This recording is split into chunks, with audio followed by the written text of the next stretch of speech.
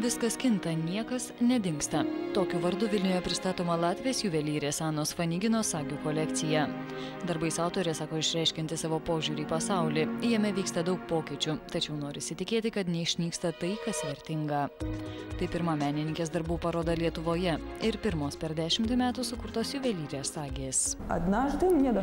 Man atiteko šeimos draugo palikimas, o jame kelios paprastos bižuterinės 50-ųjų metų sagės. Jose slypėjo kažkokia šiluma, kuri paskatino jas pasilikti. Kelias jų pradėjau nešioti ir kiekvieną kartą, kai sekdavau sagę, suprasdavau, kad gerai su šio papuošalu jaučiuosi, kad negaila pradurti drabužį ir kad šiame blizgesy ant krūtinės yra kažkas magiška. Vieną nuostabią akimirką supratau, kokia filosofija slypi sagėse. Tai kažkas, kas persmelkia mūsų sielą.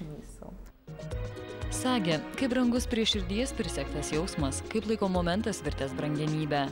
Menininkė sako pirmą kartą kūrusi asimetriškas kompozicijas ir matematikės išsilavinimą turinti juvelyrė vertina griežtas geometrinės formas ir darbams suteikianti aiškią vidinę struktūrą bei logiką.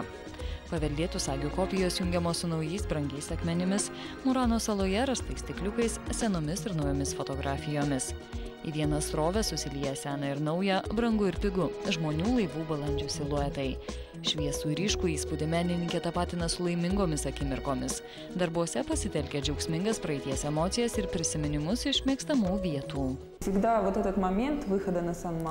Visuomet tam akimirka, kai Venecijoje žengiu į San Marko aikštę, kai atlėkė balandžiai ir juos maitinu, man asmeniškai tai laimės akimirka. Man rodės, kad tai neatsiejama nuo viešnagės Venecijoje ir net kažkoks tikslas.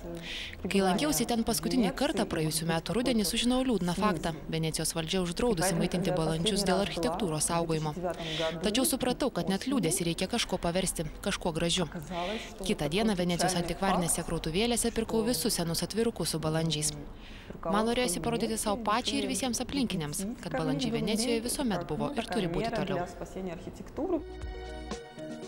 Latvijų juvelyrės paroda Viskas kinta, niekas nedingsta veiks galerijoje Meno niša iki Liepos 10 dienos.